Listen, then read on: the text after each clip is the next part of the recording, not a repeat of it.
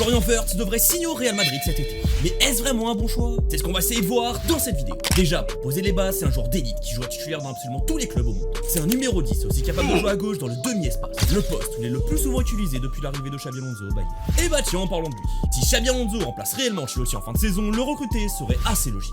C'est lui qui l'a fait passer un cap. Et en plus connaît parfaitement son plan de jeu, ça pourrait être une grande aide pour l'adaptation de chacun. Malheureusement, c'est pas aussi simple que ça. Les postes où il joue sont complètement bouchés, avec Vinicius à gauche et Bellingham en milieu offensif. Mais Vinicius pourrait peut-être partir, non? Mais ce serait pas plus logique de voir Mbappé à ce poste et de recruter un vrai numéro 9? Ou alors on descend Bellingham d'un cran? Mais ce serait encore se créer des problèmes d'ego, comme on a vu cette saison avec Vinicius, Rodrigo ou Mbappé pour le rôle d'ailier gauche. Et en plus pour moi, un joueur offensif de plus ne doit pas être la priorité, il y a bien plus urgent comme recrutement. Ils doivent surtout recruter un milieu de contrôle pour enfin pallier le départ de Kroos. Et il y a aussi le gros chantier de la défense centrale et des latéraux qui doivent obligatoirement être améliorés. Sans oublier que ça sera très cher, ça parle de prix entre les 100 et 150 millions d'euros, même pas sûr qu'ils peuvent se permettre. Donc pour moi, c'est une fausse bonne idée. Bien sûr que c'est pas non plus un nom catégorique, surtout quand on parle de joueurs de cette qualité. Mais pour moi, il y a bien plus urgent, et ce serait une très mauvaise idée de cramer tout son argent pour un poste non déficitaire. Surtout qu'ils ont déjà un pur numéro 10 dans l'effectif, avec Arda Güler, qui serait complètement bouché le peu d'espace qu'il a dans l'effectif.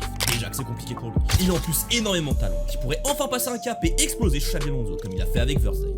Donc autant enfin miser sur ce crack, c'est pour ça qu'ils l'ont recruté, non? Lâche un like et abonne-toi pour plus de vidéos foot.